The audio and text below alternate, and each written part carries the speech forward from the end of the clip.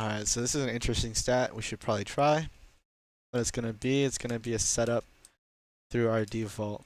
Basically meaning at the moment we're gonna run our default, and how it's gonna happen is we're gonna make it look like our default at least. What happens here is Jason's gonna throw this top car smoke on our default, right? And so we're gonna make this a pretty obvious thing on our defaults. We're gonna always smoke top car, take control later, and you know, if we want to aggro through it, we will, or we can go. Even if they molly, it's fine. And Jason's also gonna throw this top window flash here too, just to make sure that they know it's gonna be a standard B take here, right? At least what they think. Walk through our A players here.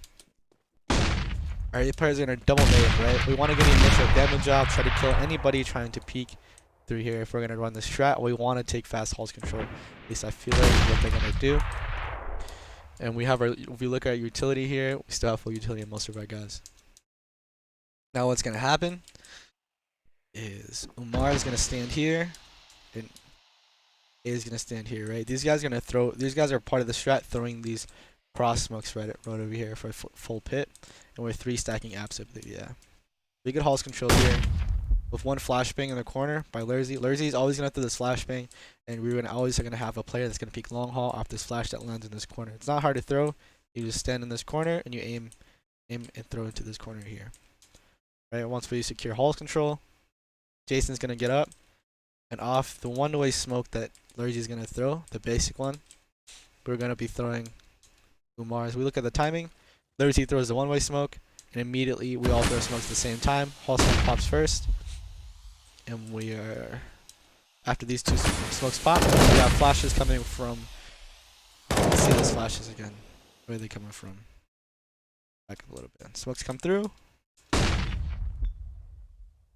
Where's that flash coming from? What? Back up a little.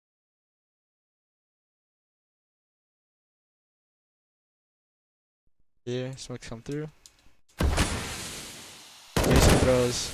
Yep, Umar throwing lane flash here. He throws it right over, pops in lane, and you have Jason throwing a hallspop flash, watching him behind for the push,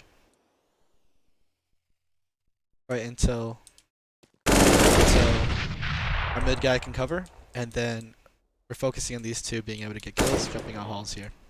Right, we trade kills, and now we're sitting in the situation.